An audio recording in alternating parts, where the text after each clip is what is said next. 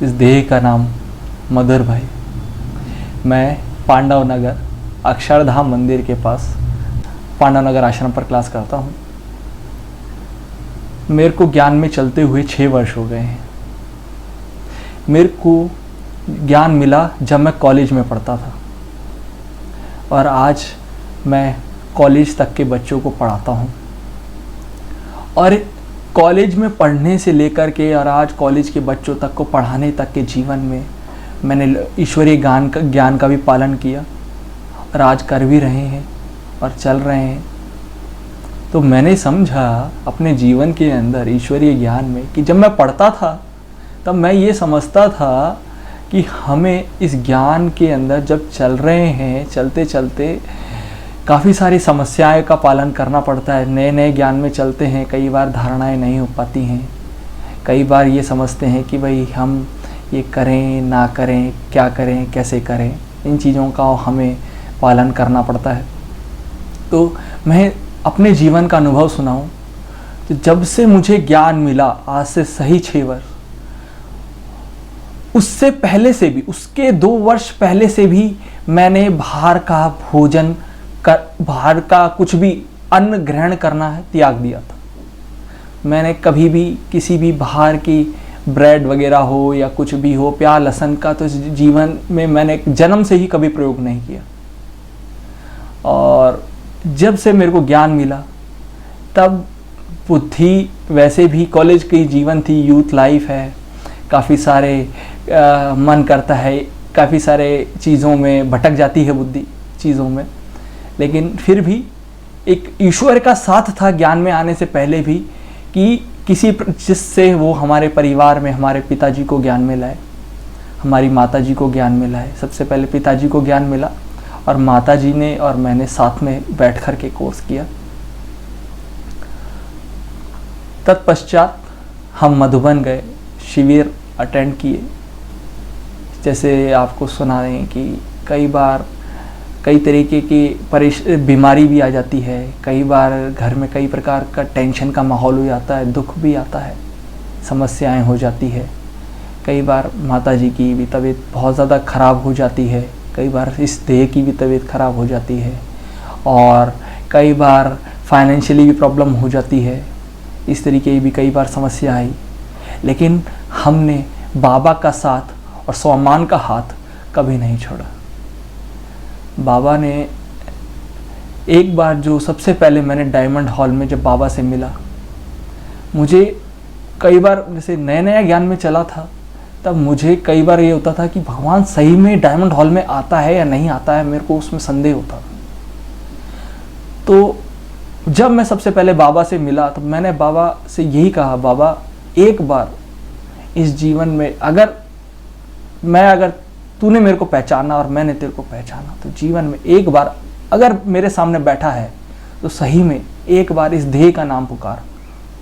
तो उस diamond hall के स्टेज पर मैं हज़ारों भाई बहनों के बीच में बैठा हूँ और बाबा ने उस मुरली के अंदर 3 बार इस देह का नाम लिया, मधुर भाई, मधुर करके कई बार नहीं लिया। भाई तो नहीं बोला, मधुर ही बोला। लेकिन इससे फिर हमारे आश्रम के भाई बहनों ने भी बोला कि बच्चे, तेरे को बाबा याद कर रहा था, तेरे को बाबा प्यार कर रहा था, तेरे को दुलार कर रहा था। तब से मन में एक लगन जागी कि ये जीवन ही में जो पिता ने सही में मेरे को पहचाना और मैंने उस पिता को पहचाना, तब से लगन जागी कि ईश्वरीय जीवन ही सत्य जीवन है, श्रेष्ठ जीवन है। तो फिर धीरे धीरे कमलमणि दादी जी से हमें मिलना हुआ। कमलमणि दादी जी से हमने 3.5 साल पालना ली। दादी के पास हम का जब भी जाते, हर 15-20 दिन में मेरे को दीदी ने आश्रम से मुरली लाने की कृष्णानगर से सेवा दी थी कि कृष्णानगर से हर 15-20 दिन में मुरली लानी। तो मेरे अंदर एक सेवा का उमंग जागा कि बाबा ने बोला ना सेवा करनी है, तो मेरे अंदर यही सेवा का उमंग जागा कि जब भी मैं मुरली लेने जाता तो जो भी आत्मा क्लास में आश्रम में कोर्स करने आती थी, उस आत्मा को मैं दादी से मिलाने स्कूटर पर बैठा के ले जाया करता था। और धीरे धीरे करके ऐसे ही मैं 1 बार 2 बार 3 बार ले जाया करता था, दादी से मिलाया करता था। दादी भी कई बार बोलते थे शाबाश, लगे रहो, ऐसे ही सेवा करते रहो। इसी प्रकार जैसे ही ये तो चल ही रहा था, लेकिन आपको एक अनुभव और सुनाता हूँ। जैसे मेरे को ज्ञान मिला ना, मेरे को याद आता है ज्ञान के आया 7 दिन का कोर्स हुआ, और 7 दिन के कोर्स के बाद हफ्ता ही हुआ था मुरली सुनते हुए। मैंने हमारे घर पे पत्थर पूजा बहुत होती है हमारे यहाँ समाज में, तो हमारे घर में एक मंदिर बना हुआ था, काफ़ी सारी मूर्तियाँ वगैरह, तस्वीरें वगैरह और कई चीज़ें रखी होती। मैंने एक थैला उठाया, जितनी भी धर्म ग्रंथ की किताबें थी एक तरफ रखी, और एक थैले में सारी मूर्तियाँ रखी, और यमुना किनारे पीपल के पेड़ के पास सारा उठा करके मैं रखे आया। फिर बाबा को घर पे आकर के बोला, बाबा तेरा सत्य ज्ञान ही मुझे चलाएगा। तो ये जीवन का कुछ अनुभव है। तत्पश्चात इस तरीके से धीरे धीरे हमें दीदी के ने हमारे अंदर उमंग उत्साह देखा। फिर इसी तरह हमारे अंदर भोग बनाने की सेवा, भोग लगाने की सेवा और साउंड सिस्टम की बेहद की बाबा ने सेवा दिलाई मुझे मधुबन में। इस 6 साल की इस यात्रा के अंदर हम दिल्ली जैसे शहर में, दिल्ली ने हमारा बहुत सहयोग दिया।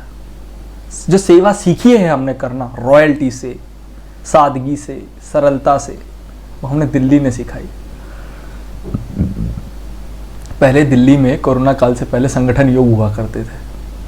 हर महीने जाना, भंडारे में सेवा करना, वहाँ जाकर के फिर योग तपस्या करना, वहाँ जाकर के हर तरीके की संस्कारों, स्वभाव संस्कार के टकराव होते हुए भी उन ज्ञान के बल पर सेवाएं करना।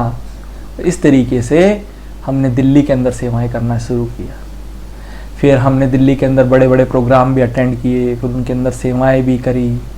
फिर उसके साथ साथ हम दिल्ली जैसे शहर में रहते हैं, और पुरानी दिल्ली, नई दिल्ली पास में ही है, अक्षरधाम मंदिर भी पास में ही है। तो इसी प्रकार जो देश की आसपास की या दिल्ली के आसपास के राज्यों की बहनें हमें कई बार हमें फ़ोन करती हैं, हमसे मिलती हैं।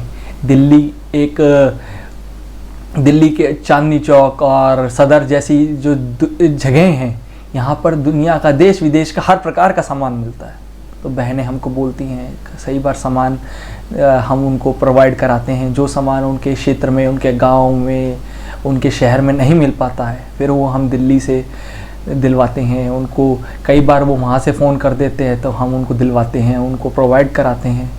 तो इस तरीके की भी सेवाएं रहती हैं।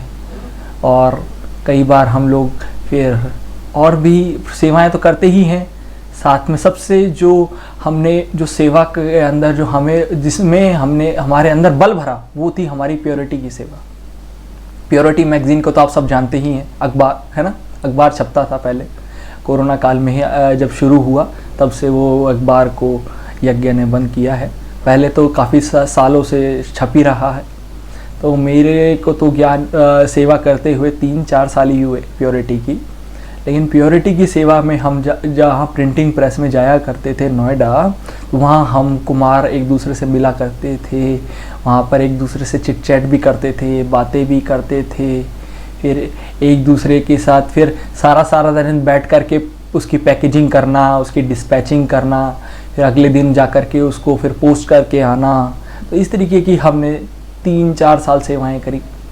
तो उसके अंदर दिल्ली पांडव भवन में जाकर के भी कई बार सेवाएं करने का मौका मिला। जहाँ तो इस तरीके से उस तपोभूमि में जाकर के सेवाएं करने का हमें मौका मिलता था। तो इस तरीके से हमने दिल्ली के अंदर सेवाओं करने का शुरू किया और आज तक करते हैं। ये जीवन है, कुमार जीवन है, सुकुमार कहा जाता है। हम दुनिया के अंदर रहते हैं, कार्य व्यवहार करते हैं, अपने माता पिता के साथ रहते हैं, जीवन को चला रहे हैं, इस कुमार जीवन को और सजा रहे हैं। कई सारे तो चीज़ें आती हैं। तो इसके अंदर हम कुमार जीवन के अंदर क्या करते हैं, सबसे ज़्यादा एक दूसरे का संगठन के में मदद करते हैं। संगठन बहुत ज़रूरी है, एक दूसरे की पालना बहुत ज़रूरी है, एक दूसरे का साथ बहुत ज़रूरी है इस जीवन के अंदर। तो मेरा तो अनुभव ये है कि जब मैं सबसे पहले कुमार संगठन से जुड़ा, और सबसे पहले तो मैं ब्रह्मा कुमारी इसमें मैंने सिर्फ कोर्स ही तो किया था, मैं सेवा ही तो कर रहा था। लेकिन कुमार जीवन के अंदर जो उमंग उत्साह बल भरा, वो हमारी नियमित होने वाली कुमार भट्टियों ने भरा। जैसे जैसे हम कुमार भट्टियों में एक दूसरे से मिलते हैं, एक हम जिन्स से मिलते हैं, हम उमर भाइयों से मिलते हैं, किस प्रकार वो अपने जीवन में ज्ञान को धारण कर रहे हैं, किस प्रकार वो अपने जीवन के अंदर रूहानियत ला रहे हैं, किस प्रकार वो अपने जीवन के अंदर उड़ते हैं और उड़ाते हैं, उस जीवन को देखा और उस जीवन को देख करके अपने अंदर बल भरा, शक्ति भरी। हम अपने घर की आश्रम की सेवाएं तो करते हैं, लेकिन अपने घर की जिम्मेवारियों को भी उतनी ही लगन से और उसी सेवा भाव से करते हैं। जैसे अब चलिए, हम घर में माता जी हैं, पिताजी हैं, ज्ञान में चलते हैं, हम माता जी के हाथ का तो भोजन करते ही हैं, लेकिन चलिए भोजन नहीं बनाते, लेकिन बर्तन तो मान सकते हैं। मैं अपना अनुभव सुनाऊं तो सुबह जब भी अगर समय मिले या शाम को जब भी समय मिले, दिन में कम से कम 2 बार तो बर्तन मांजता ही हूँ। घर के सब, घर का नियमित रूप से झाड़ू तो नहीं, लेकिन पोछा ज़रूर करता हूँ। यही मेरे अंदर अपने घर के प्रति जिम्मेवारी की जो भावना है, वो अपने माँ बाप की दुआओं के रूप में मिलती है। हमारे माँ बाप हमको अपनी इसी ईश्वरी सेवा और इसी रूहानियत की लगन से देख कर हमको और जो बेहद की सेवा है उसके अंदर हमें सहयोग देते हैं करने में।